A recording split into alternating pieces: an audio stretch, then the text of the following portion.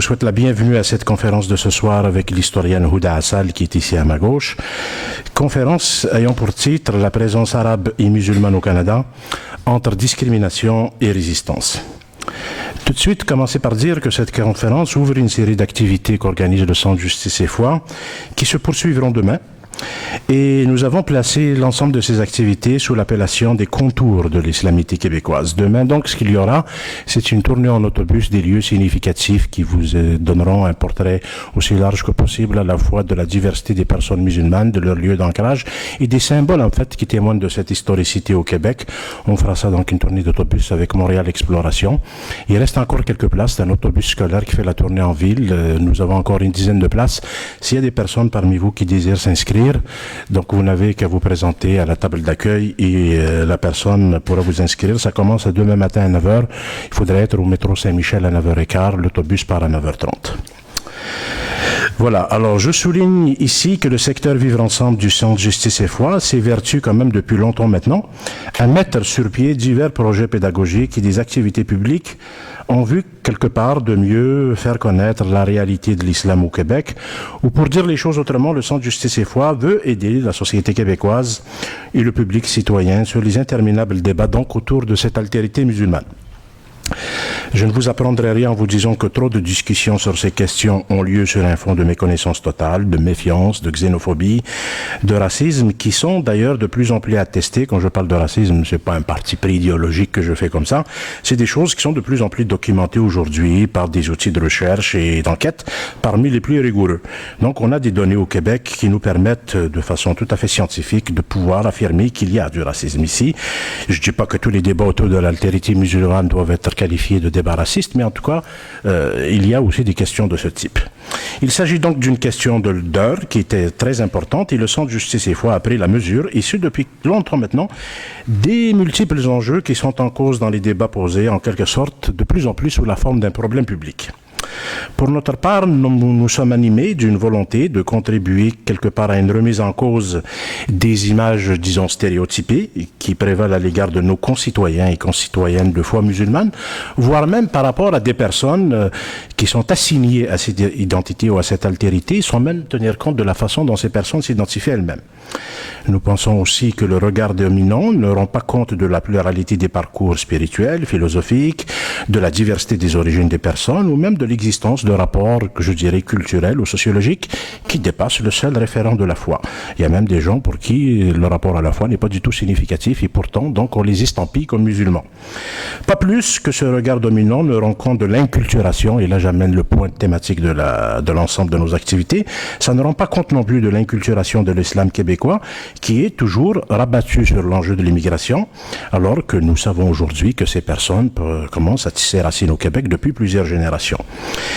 Il s'agit donc ici d'inviter un changement de regard et d'attitude des citoyens et citoyennes de la société québécoise, à la fois sur le pluralisme de la société québécoise, notamment sur l'enjeu autour de l'islam en terre québécoise. La réflexion sur le fait de se dire québécois et musulman peut pourtant être le prétexte à beaucoup de questionnements qui me semblent inédits. Beaucoup de musulmans, ou pour beaucoup de musulmans au Québec, ces deux appartenances ne sont pas du tout antinomiques. C'est d'ailleurs beaucoup moins antinomique qu'il y a 15 et 20 ans. C'est des appartenances qui peuvent même être complémentaires pour beaucoup de personnes. L'idée voulant qu'être québécois signifie l'idée de dire que s'identifier comme québécois pour un musulman serait de se faire violence, c'est quelque chose qui ne va pas de soi, et à mon avis, ça mérite d'être documenté à travers des enquêtes rigoureuses, et c'est à peu près ce type de travail qu'on essaye de faire ici. Au fond, et je conclue là-dessus ma présentation, je vous dirais que la réflexion sur l'islamité québécoise, ou sur l'islam au Québec, les débats autour de cette altérité, peuvent être, en tout cas, je crois sincèrement qu'ils peuvent être une occasion pour mieux interroger l'inconscient collectif de notre société. Et je dirais, je prendrai position pour ma part ici, ce n'est pas tant l'islam ou les musulmans qui importent au fond, que les contradictions actuelles de la citoyenneté qui traversent notre société à cause de différents mécanismes, de différents phénomènes, de portée systémique peut-être, qui tiennent à distance de l'égalité effective beaucoup de personnes qui sont associées à cette altérité. Donc, le fait de réfléchir sur tout ça, ça s'avère pour nous fondamental si nous avons à cœur au Québec la citoyenneté commune, aussi nous avons à cœur l'égalité et surtout l'élargissement démocratique. Je vous invite aussi à ne pas perdre de vue que le développement des préjugés sous leurs différentes formes, c'est quelque chose qui est quelque part inversement proportionnel à la vitalité de notre citoyenneté démocratique. Il implique surtout de ne pas perdre de vue que la citoyenneté, ce n'est pas quelque chose qui est automatiquement démocratique ou égalitaire. Il faut souvent bousculer les logiques de fonctionnement de nos institutions, surtout dans une société et nation comme le Québec elle-même, qui est historiquement, je dirais, la cible de représentation xénophobe dans l'ensemble canadien. Il me semble qu'il serait indécent de ne pas lutter contre ce fléau, de détourner le regard quand son visage perfide apparaît ici, donc c'est-à-dire cette xénophobie et ce racisme. Et une autre histoire, et là je paraphrase mon collègue Emmanuel Arpin Simonetti Emiliano, qui disait « Notre histoire nous commande de lier nos racines de souffrance à la douleur universelle dont chaque homme ravalé », pour reprendre les mots de Gaston Miron. C'est un très beau texte qu'il a écrit sur la question du racisme dans un très beau numéro de la revue Relations qui date de mars 2013 et que je vous invite donc à vous procurer, qui est disponible à la table d'accueil. Voilà pour le topo général un peu qui vous exprime un peu quelle est la position qui est la nôtre, quelle est la réflexion globale qui nous a amené à prendre à bras le corps cette question. Ce soir, la conférence, donc, avec Huda Assal, visera à cadrer historiquement et sociologiquement ce que l'on entend par les notions d'arabe et de musulman. Il s'agira de revenir sur les mots et confusions qui opèrent sur ces personnes, en dressant un portrait de cette présence migratoire au Canada. Il s'agira avec elle de voir de quelles restrictions étatiques ces populations ont souffert, quelles sont les catégories venues de cette région qu'on appelle Mashrek, qui ont été préférées au cours de l'histoire. Tout ça va nécessiter de revenir sur les différents moyens de sélection que les autorités canadiennes ont mis en place autour de cette immigration originaire de cette région. Elle nous invitera aussi à prendre en compte l'importance du contexte international, le lien entre immigration et racisme, quels sont les éléments tributaires du contexte international qui ont présidé aux marqueurs qui ont prévalu sur ces personnes. Voilà, donc c'est autant d'éléments, je ne vais pas m'étendre beaucoup plus longtemps. Le fonctionnement de la soirée que je vous suggère, donc, c'est de commencer. Je vais commencer par la présenter, mais le fonctionnement serait donc une présentation de 3/4 d'heure, 45 minutes. Nous ne prendrons pas de pause et ensuite nous aurons une période d'échange. Alors, pour vous présenter Huda Assal, plus exhaustivement, parce que c'est elle d'abord et avant tout que vous êtes venu entendre, je la remercie en votre nom et tous et toutes. Je la remercie également au nom de tous mes collègues pour la générosité et l'enthousiasme qui sont les siens quand on l'a sollicité pour donc cette conférence. Huda Assal est actuellement chercheur à la Commission des droits de la personne et des droits de la jeunesse. Elle est titulaire d'une thèse de doctorat soutenue en 2011 à l'École des hautes études en sciences sociales à Paris, en codirection avec l'INRS ici à Montréal. Elle a publié un livre qui s'appelle, le titre de sa thèse, c'est « Se dire arabe au Canada, un siècle de vie associative entre construction identitaire et mobilisation politique ». Cette thèse a fait l'objet donc d'une publication aux presses de l'Université de Montréal l'année dernière. Le titre du livre est « Se dire arabe ». Voilà, au Canada.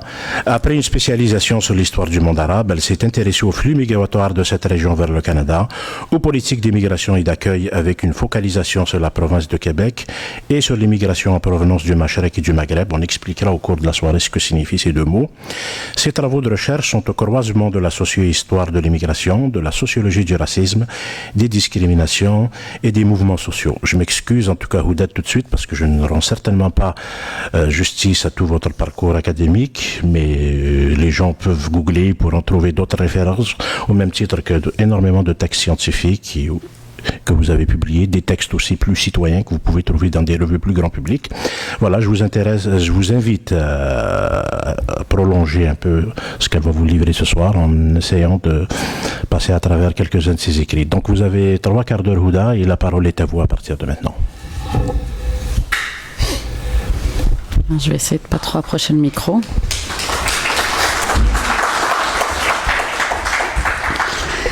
Alors, merci beaucoup Mouloud pour l'invitation. Merci au Centre Justice et Foi. Je suis vraiment très contente de pouvoir présenter une espèce de synthèse. Ça sera un peu le défi de cette soirée, de présenter une synthèse à la fois de mes travaux de recherche qui ont donné lieu à la publication de ce livre, Se dire arabe au Canada, un siècle d'histoire migratoire. Voici le titre. Et donc, mais aussi la continuité de mes travaux après cette recherche-là, qui ont porté sur une période plus contemporaine, puisque ma recherche de doctorat était plutôt une recherche d'archives sur archives, archives, donc une recherche vraiment historique, et ensuite j'ai poursuivi la réflexion avec mes recherches sur les questions d'islamophobie et de discrimination plus généralement, et de mouvements sociaux aussi. Donc, je vais peut-être commencer ma présentation puisque vous avez un peu présenté les trois parties de la présentation que je voudrais faire aujourd'hui, par juste une nouvelle que je lisais hier et qui est parue dans les médias, en fait, que vous avez sûrement entendu, et qui pour moi était vraiment révélatrice de ce dont je vais parler et des liens qu'on peut faire entre immigration, racisme, discrimination, présence aujourd'hui de populations dites minoritaires, racisées et discriminées. Et donc on va voir que oui, il y a un amalgame entre la question de l'immigration et des personnes qui sont présentes aujourd'hui sur le territoire depuis longtemps. Donc il n'y a pas toujours un lien, mais il y en a un historiquement, évidemment, puisqu'on est ici au Canada, dans un pays qui est un pays colonial, où en fait tout le monde vient d'ailleurs, hormis les populations autochtones. Et je vais profiter de cette présentation pour dire qu'on est là, évidemment, sur des territoires non cédés et des territoires autochtones. Alors hier, CBC révélait que la police aux frontières, la police de Québec, à la frontière entre le Québec et les États-Unis, présentait un formulaire aux demandeurs d'asile qui arrivaient là à la frontière, en leur posant des questions tout à fait scandaleuses, évidemment, puisque ça a fait scandale, cet article hier, et où on leur demandait des informations sur leur passé criminel, mais aussi sur leurs opinions sur la liberté de culte, sur les signes religieux portés par des femmes et les signes religieux, clairement, le voile, leurs opinions sur les groupes terroristes, donc il y avait des questions sur qu'est-ce que vous pensez de Daesh, etc. Mais aussi des questions comme est-ce que ça vous dérangerait d'avoir une femme comme patron? Donc évidemment, vous imaginez quelqu'un qui traverse la frontière avec tout ce que ça implique, qui reçoit ce formulaire. Donc depuis le printemps, ce formulaire a probablement été rempli, ou en tout cas posé par les agents d'immigration. On ne sait pas encore très bien comment ça se passe, et apparemment beaucoup de groupes demandent une enquête là-dessus, puisque les ministères ont tout de suite dit non, on ne sait pas de quoi il s'agit. Mais en tout cas, ce qui est intéressant, c'est qu'évidemment, ça visait les musulmans. Et c'est très révélateur, il me semble, que du fait que les politiques d'immigration, certes, aujourd'hui, sont censées être dénuées de toute forme de profilage racial ou de toute forme de discrimination sur l'origine et la religion des personnes, mais que dans les pratiques, on a régulièrement des questionnements et des doutes sur la manière dont les billets fonctionnent pour accueillir des nouvelles personnes au Canada. Alors évidemment, l'autre exemple, c'est celui des 10 réfugiés syriens qu'on a dit, ils sont dit, du verbe dire. Donc ce que je veux dire, les réfugiés syriens qui ont été accueillis, qui ne sont pas vraiment des réfugiés en l'occurrence, mais beaucoup ont été parrainés, il y a eu le même questionnement sur le fait que beaucoup d'entre eux étaient chrétiens et non pas musulmans, et comment a fonctionné cette sélection migratoire également. Donc on voit aujourd'hui cette thématique-là qui réapparaît, et des questionnements qu'on peut avoir donc sur à la fois le passé, et c'est là où c'est intéressant de revenir sur l'histoire des politiques d'immigration canadiennes, sur lesquelles je me suis beaucoup attardée, et comment ça influence aujourd'hui la perception des institutions, des personnes, des discours, des médias, et le traitement des migrants, mais aussi des personnes qui sont installées au Canada depuis plus longtemps. Donc quand je me suis intéressée à la genèse de l'immigration arabe au Canada, on parlait beaucoup de cette population, mais évidemment la première question qui se pose, c'est qui sont les Arabes, de qui parle-t-on?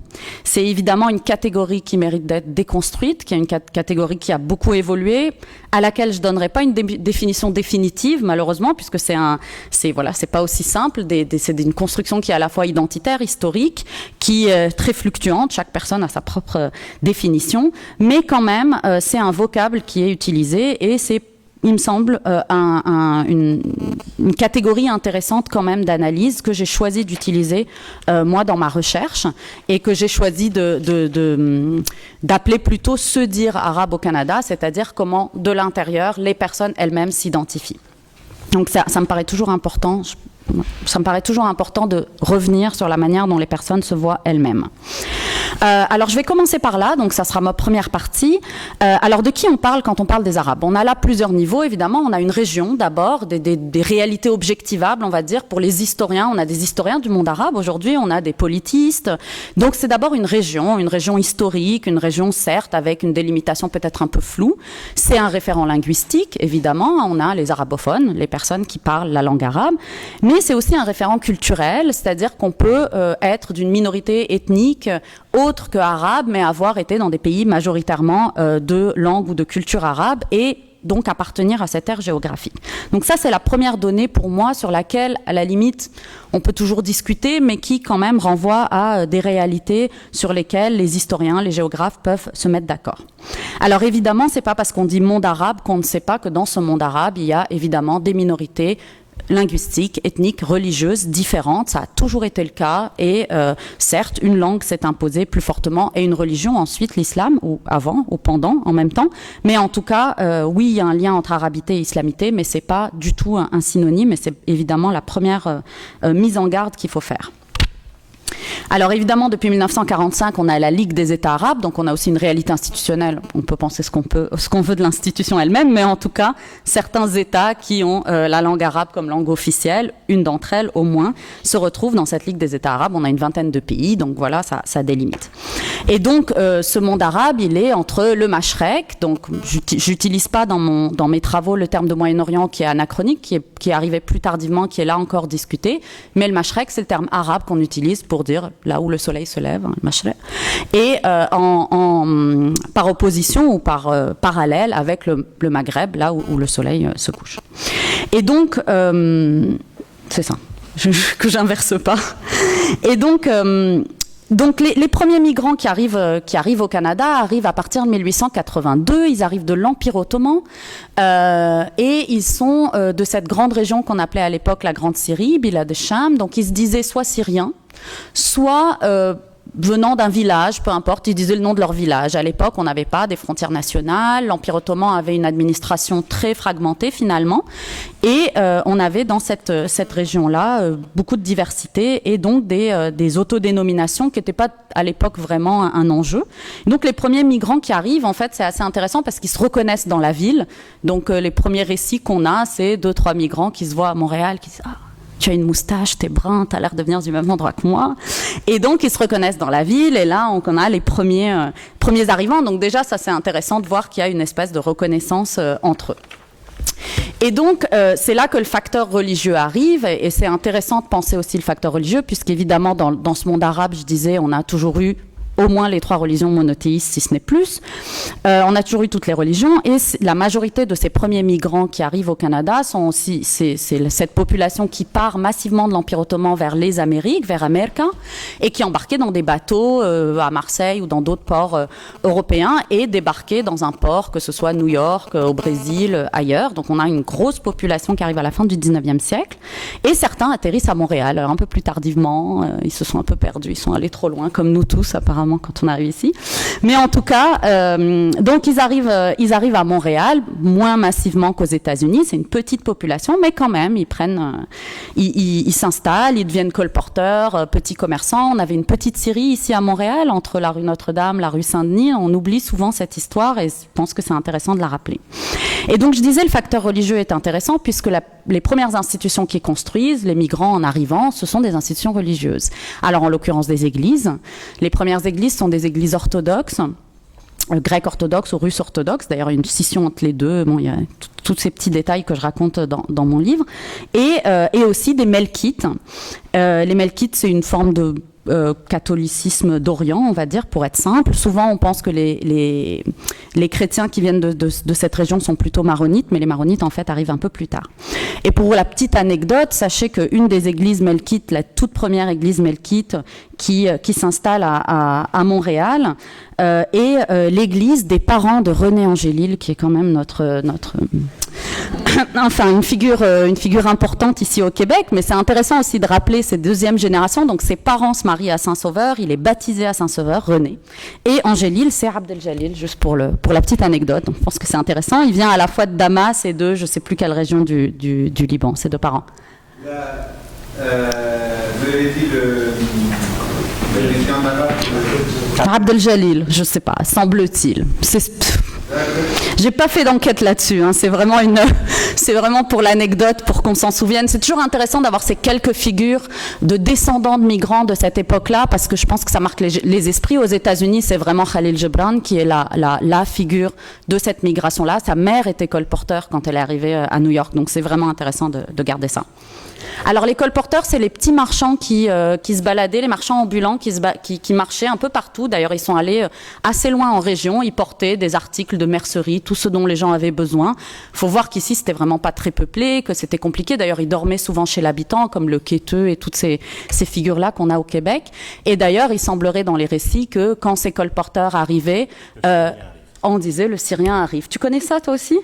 Ah, mais c'est drôle parce que quand je raconte ça, il y a des personnes qui me disent ah mais moi je m'en souviens, ma mère me racontait ça ou mes grands-parents. C'est il y a pas si longtemps, hein, c'était vraiment le début du siècle. Donc c'est ça, pour la petite anecdote. Donc ils sont d'abord commerçants, hein, c'est vraiment ces petits métiers qu'ils vont faire au début. Donc pour revenir à la question des églises, donc c'est intéressant les églises parce que c'est donc le premier lieu de socialisation, mais c'est pas tellement un référent identitaire ni un référent. Bon, ils se divisent entre eux. Bon, ça c'est les choses un peu classiques des histoires de toute communauté qui s'organise, mais en tout cas les référents identitaires sont pas religieux. Il y a pas vraiment comment dire dans les discours que j'ai lus, donc moi les sources que j'avais c'était les journaux qu'ils écrivaient, les lettres qu'ils écrivaient au gouvernement, enfin beaucoup d'écrits en fait pour cette période-là, et l'identité est pas nous sommes des chrétiens ou nous sommes des melkites, enfin c'est pas vraiment ça, mais c'est quand même le lieu de socialisation. Alors pour ce qui est des musulmans, parce que c'est quand même intéressant aussi, il y en avait. Donc pour vous donner un ordre d'idée, vers 1951, on a à peu près une population de 10 à 15 000 personnes qui viennent de cette région-là. Alors les chiffres sont assez difficiles, j'ai toute une analyse sur les statistiques, les catégories dans lesquelles ils étaient placés, mais toujours est-il qu'il y en a à peu près 1000 sur ce chiffre-là qui seraient musulmans. Donc là aussi, chiffre un peu approximatif, mais quand même intéressant à rappeler. Ils viennent de différents pays. Bon, notamment du Liban, de ce qui deviendra le Liban, et ils construisent en 1938 ce qu'on dit que c'est la première mosquée d'Amérique du Nord. Alors il me semble qu'il y en a une qui a été construite un tout petit peu avant côté états-unien, mais à peu près, en tout cas elle est connue comme la première mosquée d'Amérique du Nord. Donc à Edmonton en 1938, et là encore petite anecdote, ce sont des femmes de la ville qui vont aller voir l'élu ou le maire et ils vont lui dire voilà on veut une salle de prière et elles vont la voir, et c'est intéressant parce qu'à Edmonton jusqu'à aujourd'hui on considère le monument de cette mosquée-là comme un patrimoine historique, et il est montré, je crois, dans quelque chose qui est patrimoine Canada, etc. J'y suis pas allée, j'aimerais beaucoup, mais en tout cas, il semblerait que c'est resté, en tout cas, dans l'histoire de la ville comme une présence importante. Ensuite, dans les années 50, on va avoir d'autres petites mosquées. Alors, je dis mosquées, j'imagine que c'était des petites salles de prière, comme aujourd'hui, on a aussi beaucoup de mosquées qui sont en fait des petites salles de prière, pas toutes, mais... donc, à Lac-la-Biche, la fameuse petite mosquée dans la prairie, c'est inspiré, en fait, de cette petite communauté qui s'est installée dans les prairies, dans l'ouest canadien, dans le centre-ouest, ouais. Donc, dans les années 50, ensuite Toronto, London, en Ontario, Ottawa, dans les années 60, et le premier centre islamique du Québec date de 1965. C'était 16 familles qui avaient réussi à avoir une petite salle quelque part dans Saint-Laurent. Voilà. Alors la spécificité du Québec et de Montréal est vraiment importante à rappeler aussi dans cette présence arabe et arabe musulmane, en tout cas dans l'histoire, puisque donc comme je vous disais, il y avait une petite Syrie. Bon, ça c'est vraiment la toute première période, mais pendant très longtemps, Montréal reste la ville arabe du Canada, et moi je continue à dire que Montréal est la ville arabe du Canada, même si en chiffres absolus il y a plus d'Arabes en Ontario, ou plus de population issue du monde arabe, mais Montréal, proportionnellement, compte le plus grand nombre de personnes issues du monde arabe, grâce également à l'arrivée massive depuis 20 ans de personnes venues du Maghreb. Donc, à Montréal, parmi les langues maternelles les plus couramment parlées, l'arabe est la première, et ça concerne 3,9% de la population totale. Donc l'espagnol arrive juste après, donc une petite concurrence qui va se mettre en place, mais on verra pour la suite, je sais pas. Et dans les 5-10 dernières années, c'est les premiers pays d'arrivée au Québec. Et là, c'est vraiment la spécificité de la province qui accueille énormément de migrants du monde arabe, Algérie, Maroc, Tunisie, Liban, Égypte et Syrie maintenant qui augmentent. Alors c'est beaucoup moins le cas évidemment dans le reste du Canada où la population arabe est beaucoup plus noyée, on va dire, parmi d'autres populations où les populations les plus nombreuses viennent plutôt d'Asie plus orientale. Alors, ce glissement entre arabes et musulmans, du coup, j'ai pas assez insisté là-dessus. c'est sûr que le nombre de musulmans aujourd'hui au Canada, dans l'ensemble du pays, sont absolument pas majoritairement arabes, mais plutôt asiatiques. Donc ça, c'est important de rappeler que la majorité des musulmans ne sont pas à la fois dans le monde et ici issus du monde arabe, mais issus d'autres pays. En revanche, évidemment, on a toujours un amalgame et un glissement entre l'arabe et le musulman et cette image-là. Alors évidemment, quand on se met dans une perspective de discrimination ou de racisme, l'arabe et le musulman peuvent être amalgamés ensemble et le sont d'ailleurs assez fortement. Donc, par exemple, quand on parle de minorité visible et que vous cochez que vous êtes arabe, en fait, vous êtes arabo-musulman, en gros, là, aujourd'hui, ça me paraît clair. Et dans les minorités visibles, les Arabes sont la deuxième minorité visible la plus importante du Québec, après les Noirs. Pour vous donner un chiffre, de nouveau, on a en 2011, le dernier recensement dont on a les données, parle d'1 million de musulmans au Canada et à peu près 250 000 au Québec. Ce qui représente 3% de la population globale. Ce qui n'est pas non plus énorme, mais c'est vrai que c'est une population qui a doublé dans les 10 dernières années, donc c'est sûr qu'on a une arrivée plus importante de population de cette région-là et de confession musulmane en particulier. Alors ça, c'était un peu pour les catégories. J'espère que j'ai été assez claire sur cette question de l'arabité. Alors moi, j'ai gardé ce dire arabe dans mon livre parce que je traite de donc fin du 19e jusqu'à 1980 à peu près.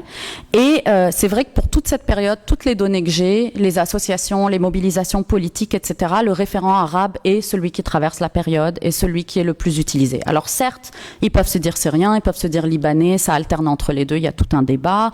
Ils peuvent se dire autre chose d'ailleurs, égyptien, chrétien d'Orient, tout ça, mais arabophone, mais en fait la référence à la culture arabe, le monde arabe est quand même la plus, celle qui était le point commun en fait le plus important. Ce qui ne veut pas dire qu'il y a un début de contestation de la terminologie et surtout, que j'ai très peu retrouvé moi ou un tout petit peu à la fin de la période, mais évidemment les années 80, et ça c'est très important à rappeler. Donc première vague massive, je vais y revenir sur la question de la politique d'immigration, mais première vague massive, donc Mashrek, et puis à partir des années 1975, on va avoir un gros flux, notamment donc de personnes qui viennent un peu de partout du monde arabe, mais notamment de la guerre, des personnes qui fuient la guerre civile libanaise. Et là, on va avoir un gros afflux de migrants du Liban, et là, il va y avoir un certain nombre de musulmans et de chrétiens dans la continuité de la population qui était déjà présente ici. Et puis à partir des années 90, plutôt, on va avoir une grosse population qui va arriver des pays du Maghreb, notamment d'Algérie, mais du Maroc et de la Tunisie aussi. Alors pour ce qui est des politiques d'immigration, donc ça va être ma deuxième partie. Ça va jusqu'à maintenant? Je vais trop vite? Non. Ok, super. Alors pour ce qui est des politiques d'immigration, puisque je me suis attardée là-dessus, j'ai déjà commencé à en parler un petit peu. Donc je vous disais, les premiers migrants arrivent de Bilad el-Cham, le Mashrek, etc. Et donc ce qui se passe, c'est qu'ils arrivent à un moment où le Canada a les frontières grandes ouvertes. C'est le moment où on construit le pays, on colonise le pays. D'ailleurs, je devrais plutôt dire, on colonise le pays à coups de flux migratoires. Donc les Syriens libanais arrivent même un peu plus tard que les Chinois et d'autres, qui sont arrivés pour construire le pays. Un pays qui, donc comme je disais, je pense que c'est important de le rappeler, c'est un État colonial qui, au départ, a été colonisé par les Anglais, par les Français puis les Anglais, pardon, et qui évidemment a utilisé les migrants comme la force économique. Donc c'est vrai qu'il y a une importance la politique d'immigration est comme intrinsèque à l'existence même du pays. Ça paraît une évidence. Et là, je vais peut-être prendre une citation qui me paraît importante parce que cette immigration, comme je disais, elle est liée à l'expansion coloniale et je pense que c'est important de toujours s'en rappeler parce que ça reste finalement un peu vrai aujourd'hui puisqu'elle se base sur la dépossession et l'exclusion des autochtones. On va même avoir des anecdotes que moi j'essaie de raconter dans mon livre, j'ai essayé d'en trouver un maximum et les données sont difficiles, mais par exemple on a donné des fermes à des moments donnés, surtout à des Européens, mais on en a donné aussi à quelques Syriens. Moi j'avais interrogé des personnes qui venaient de cette région, on leur donnait des fermes gratuitement pendant un an à exploiter dans l'Ouest, parce qu'on voulait coloniser l'Ouest. Et la personne que j'interrogeais me disait, mais moi je savais même pas qu'en fait j'étais là sur un territoire autochtone, puis les autochtones nous disaient, vous êtes comme les Blancs, et donc il y a toute ce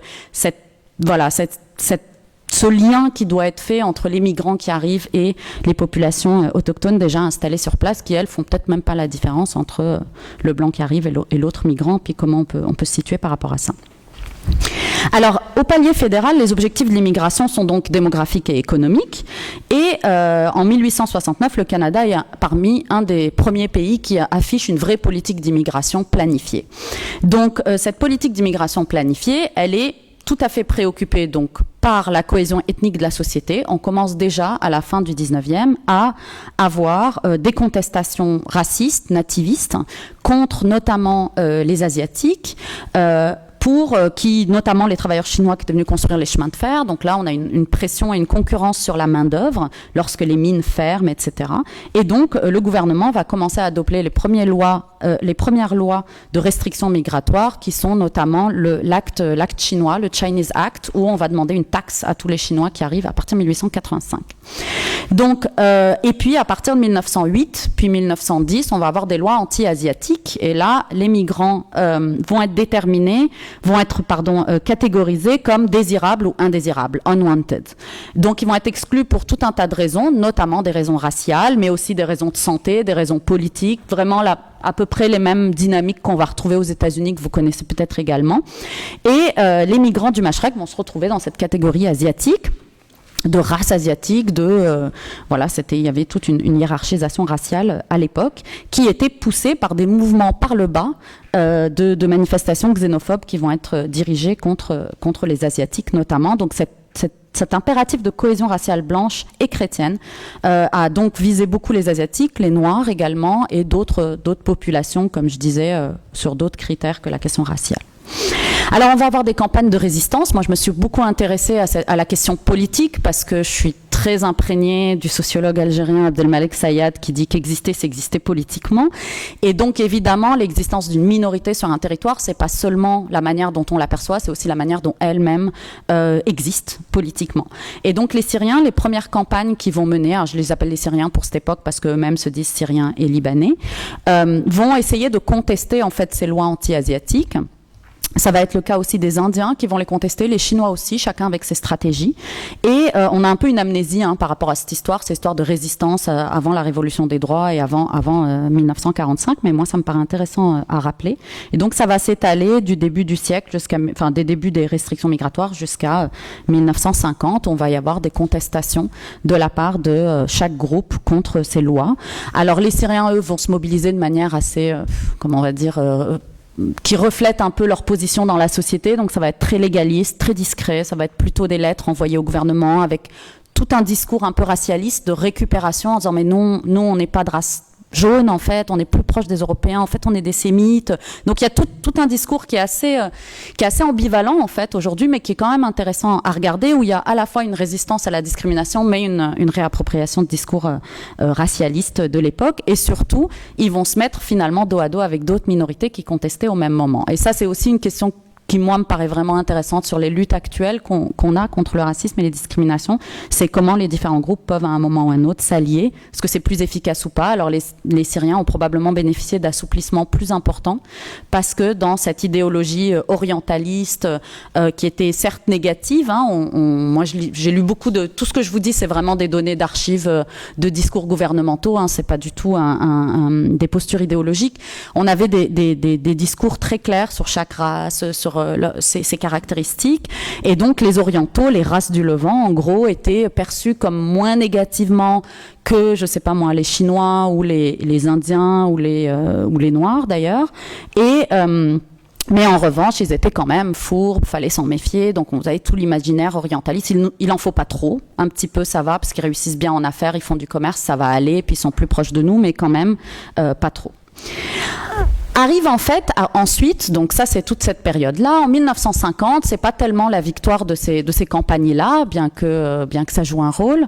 Après 1945, 1950, évidemment la question de la discrimination raciste, on va dire, dans les lois d'immigration commence à poser problème d'un point de vue purement international. Donc tous les pays s'y mettent à essayer d'assouplir progressivement leur politique d'immigration avec une poussée et des contestations un peu de toute la société. Et là, on va petit à petit passer d'une sélection raciale, comme je vous disais, à une sélection de migrants de qualité, un peu tout ce que...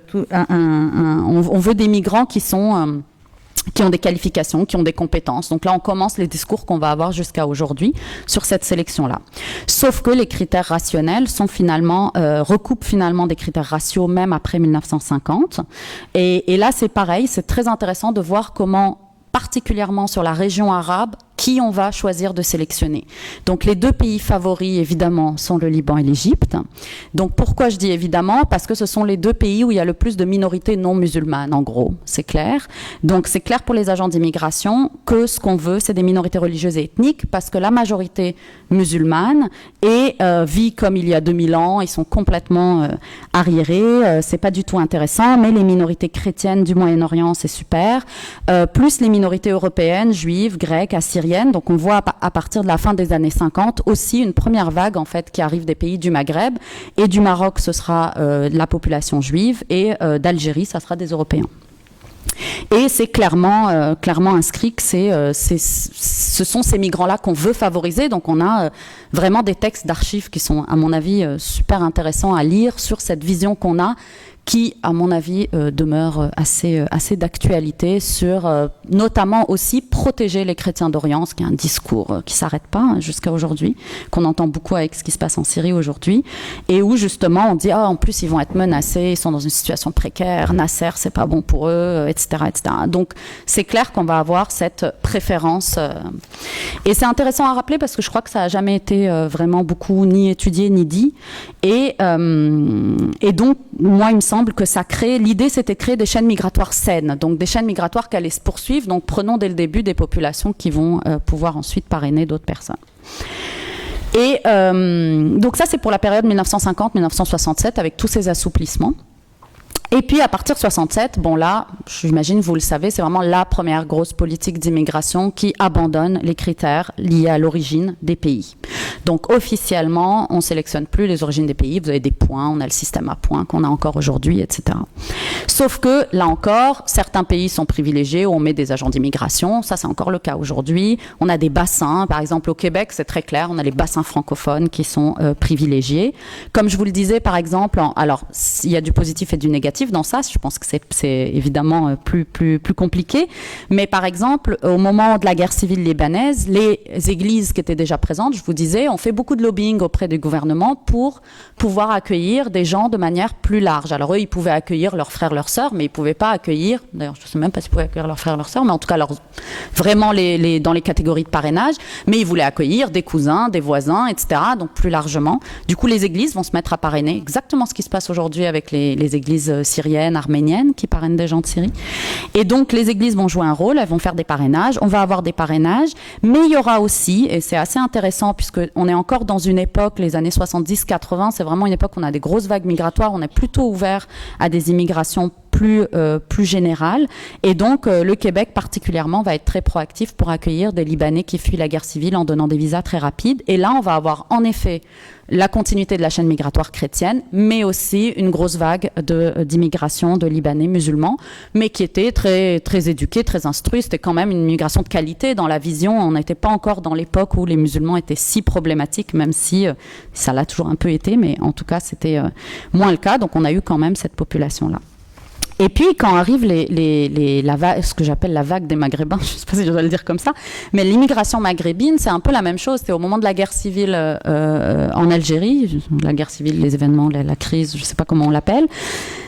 Conflit civil, voilà. Je sais qu'il y a un débat sur la terminologie, donc je ne me prononce pas. Mais il y a eu également une facilitation de l'accueil de réfugiés algériens. Mais pareil, avec cette espèce de vision. Alors là, pour le coup, on avait un conflit entre islamistes, non-islamistes. En tout cas, beaucoup de gens qui fuyaient étaient des professionnels, des personnes tout à fait qualifiées. Beaucoup étaient plutôt des laïcs, en tout cas, voilà, il y avait cette vision-là.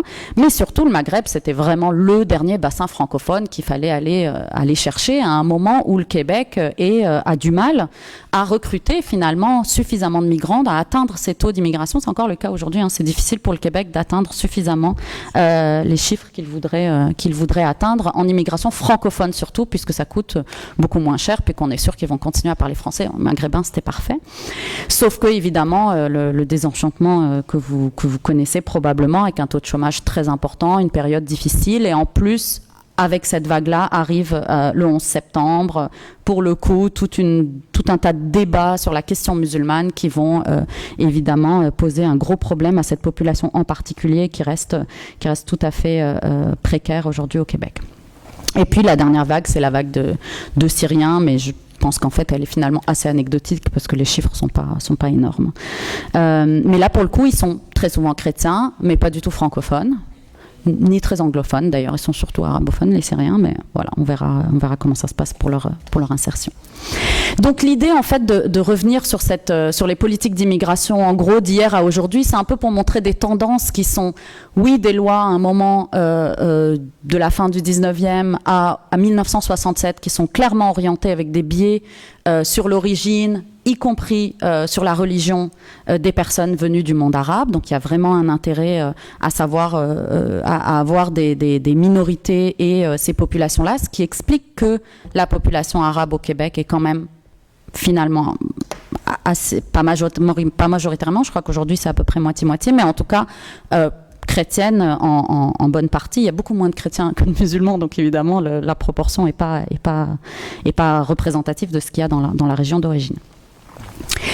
Et donc de montrer ces continuités, mais ces continuités, elles restent d'une manière ou d'une autre sur les agents, sur l'aspect discrétionnaire des politiques d'immigration, des pratiques. Et je pense que c'est intéressant de poser cette question avec l'exemple que je vous donnais sur les formulaires à la frontière qui semblent être une aberration, mais qu'on a vu ailleurs dans l'accueil des migrants. On a déjà vu des scandales sur des textes qui avaient été donnés sur le vivre ensemble, sur les pratiques, et on voit tout de suite un biais islamophobe très fort. Tu vois à quoi je pense. Alors, donc ça, c'était pour le lien entre immigration et perception qu'on a du pays d'origine, des populations qui vont arriver, et puis l'influence que ça a ensuite sur la manière dont ils sont perçus au Canada même. Donc ça me paraissait important quand même à rappeler pour faire un peu ce lien entre hier et aujourd'hui.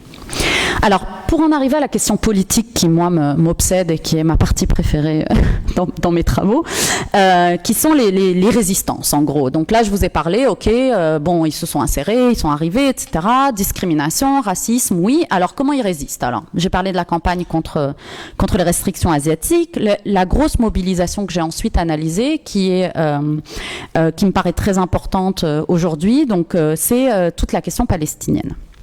Donc je vais arriver là sur deux aspects. J'ai choisi ces deux exemples peut-être pour illustrer un petit peu cette question des mobilisations politiques des populations dites arabes, qui se disent arabes ou venant du monde arabe au Canada. Donc je vais prendre la question du conflit israélo-arabe pour vous montrer les liens entre politique internationale, enjeux internes et résistance en gros, et campagne de mobilisation des populations elles-mêmes. Et puis le deuxième exemple, c'est l'islamophobie, puisqu'évidemment il faut qu'on arrive à ce sujet-là pour terminer, pour ouvrir à la période actuelle, puisqu'évidemment ça me paraît assez important. Donc, autour du conflit israélo-arabe, ce qu'il faut savoir, et ce qui me paraît moins intéressant, c'est que, bon, évidemment, j'imagine que vous connaissez tous le contexte actuel sur cette question-là et les solidarités avec la question palestinienne qui sont importantes, qui restent importantes pour ces populations-là et pour une solidarité internationale plus large aujourd'hui. Évidemment, une centralité de cette question-là d'un point de vue géopolitique international pour tout un tas de raisons sur lesquelles on pourra revenir, mais aussi pour le Canada. Le Canada n'est pas un pays secondaire dans la question du conflit israélo-arabe, contrairement à ce qu'on croit. D'abord, le Canada vote presque tout le temps comme les États-Unis à l'ONU, mais hormis cela, le Canada a joué un rôle important dans la création de l'État d'Israël et surtout sur le plan de partage que l'ONU va recommander en 1947 et qui est en fait la date de naissance de la création de l'État d'Israël. Parce que ce qu'il faut savoir évidemment, c'est qu'après 1945, l'État d'Israël n'était pas du tout une évidence.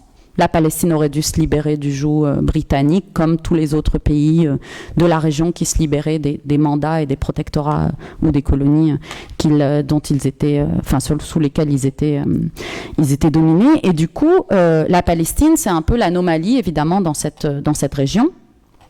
Et le Canada va être appelé comme un des États neutres, on va dire, pour réfléchir à cette question, qu'est-ce qu'on fait de la question palestinienne. Et les envoyés du Canada pour faire cela vont avoir un biais sioniste très clair, et notamment c'est le cas de Lester B. Pearson, qui était donc le ministre des Affaires extérieures, puis le Premier ministre du Canada entre les années 40, 50, 60, ça va durer assez longtemps, parce qu'il va avoir plusieurs fonctions.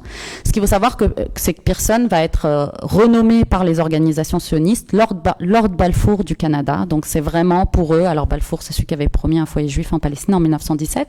Donc vraiment il y a une grosse importance de l'influence du Canada sur la création de l'État d'Israël, et ça me paraît vraiment important, d'autant plus que le Canada, à cette époque et jusqu'à aujourd'hui, alors il y en a qui s'en cachent plus ou moins, mais essaye de maintenir une image de neutralité dans ce conflit, qui est vraiment resté au moment de la crise de Suez et à d'autres moments où le Canada jouait plutôt un rôle d'intermédiaire, mais en réalité, depuis 1945, on a quand même un biais clairement vers l'État d'Israël. Ce qui est intéressant dans ce que je dis, c'est qu'évidemment, ça, ce sont des positions de politique internationale, en fait, du Canada. Sauf qu'en fait, elles sont complètement liées à un conflit qu'il y a sur le terrain, qui n'est pas réellement un conflit parce que les forces sont absolument pas égalitaires. Et ça, c'est bien analysé par d'autres personnes qui ont étudié les mouvements juifs et sionistes au Canada. C'est qu'évidemment, ça met en cause deux communautés, finalement, ici, sur le territoire canadien, avant qu'il y ait la solidarité internationale. Donc, on avait en fait une association et un individu qui luttaient pour faire entendre la voix palestinienne et la voix arabe, et en face des dizaines d'organisations sionistes qui, elles, avaient beaucoup plus d'influence, à la fois, en tout cas, avaient beaucoup plus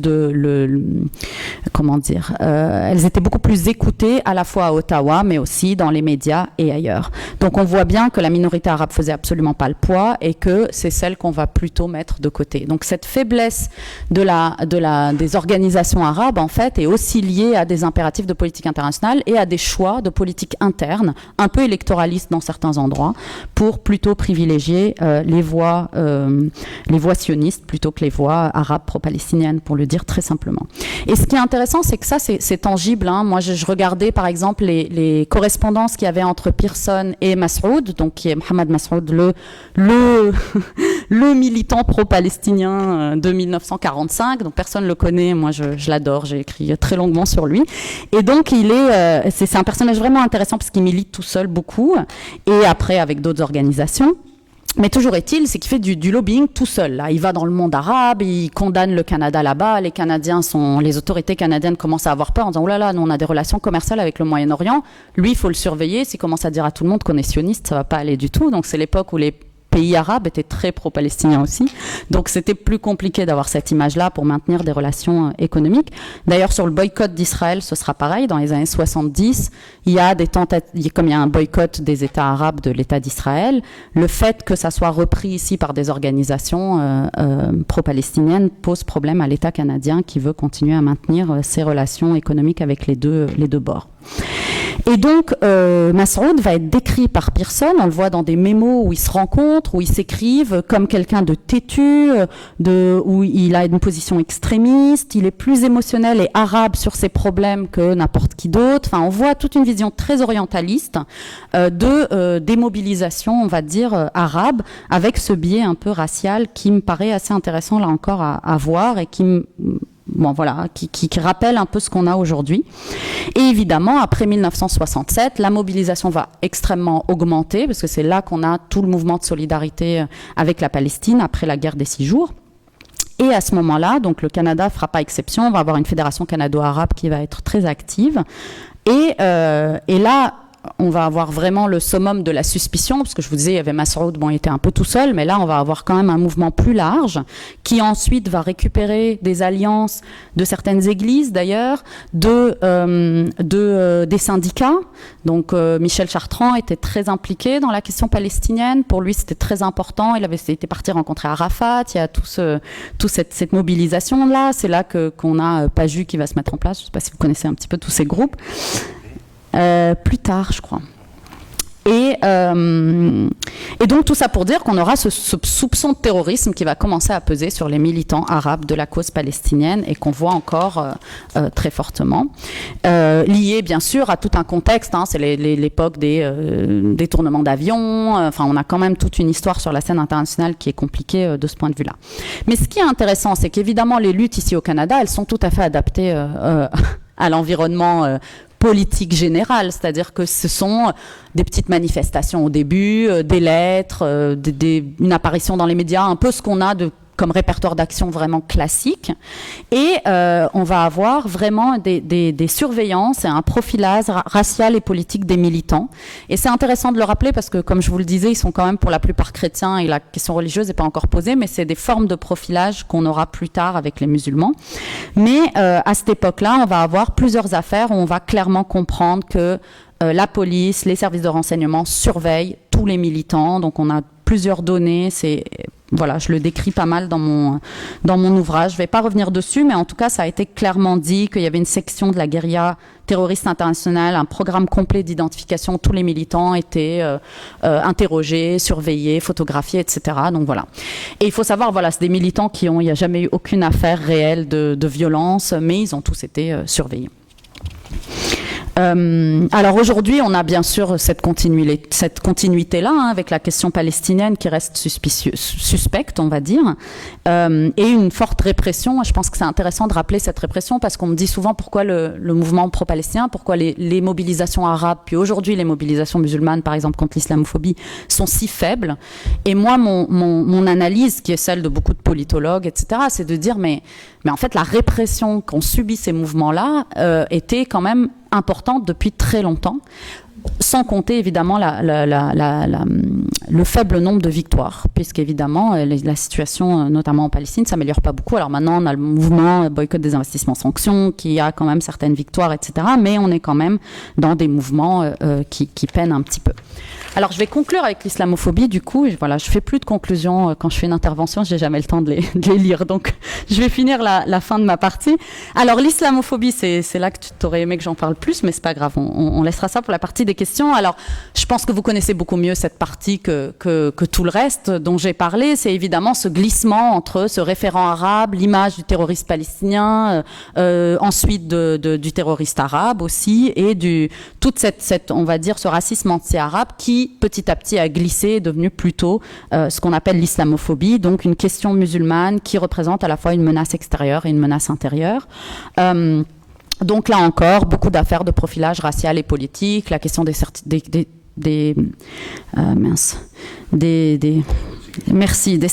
de sécurité, je commence à fatiguer.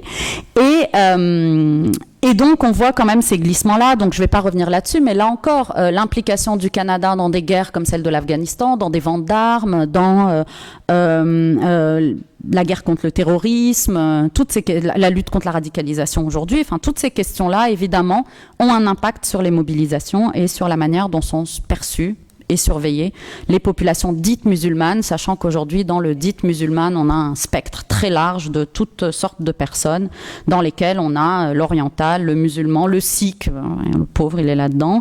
Voilà, tout le monde rentre dans ces... Mais oui, c'est ça. Et donc, le principe du racisme, c'est d'avoir des contours très flous. Hein. C'est un peu la complexité de la chose, c'est qu'il ne faut pas qu'elle soit adaptée à ce qui se passe vraiment sur le terrain. Donc c'est un peu le propre de la chose. Alors, ça, concrètement, ça donne, et je vais juste faire cette liste puis m'arrêter, l'instauration de lois antiterroristes, notamment liberticides, qui ont été énormément critiquées par beaucoup d'organisations de lutte pour les droits et l'égalité des droits, des législations migratoires plus sévères avec des formes de profilage, semble-t-il, importantes. Ensuite, ces lois ont donné lieu à des surveillances plus accrues, mais aussi des affaires beaucoup plus graves qu'on a tendance à oublier, mais des affaires de torture. Je rappelle l'affaire Maher Arar, par exemple, ou d'autres affaires qui ont été quand même assez bien documentées, et avec des infiltrations, plusieurs affaires de personnes qui ont été là pour infiltrer notamment des mosquées, mais d'autres lieux. Évidemment, la croissance des discriminations, puisqu'évidemment ce contexte global fait que cette population dite arabe, dite musulmane, etc., n'a pas amélioré son sort. Moi, c'est un peu ça la conclusion que je dirais, c'est... On aurait dû avoir, à un moment donné, après cette implantation longue, même s'il y a des vagues migratoires, il y a quand même des gens qui sont implantés depuis longtemps, etc., voilà, une sortie de ce statut minoritaire. Et en fait, il me semble que la situation plutôt s'aggrave à cause à la fois d'un contexte international, mais aussi à cause d'une dynamique particulière et évidemment très spécifique au Québec, en tout cas c'est présent au Canada aussi évidemment, mais particulière au Québec avec des enjeux très locaux, des enjeux qui ont des ressorts liés à évidemment la politique interne, et on pourra en parler, là vous avez sûrement tous plein de choses à dire sur pourquoi les musulmans sont aujourd'hui cette cible-là et pourquoi à un moment donné une population représente une menace intérieure aussi.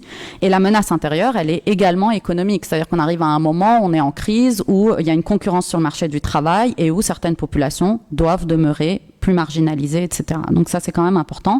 Sans parler, évidemment, de mouvements politiques qui se refont sur des questions de nationalisme, d'identité, d'islamophobie, etc.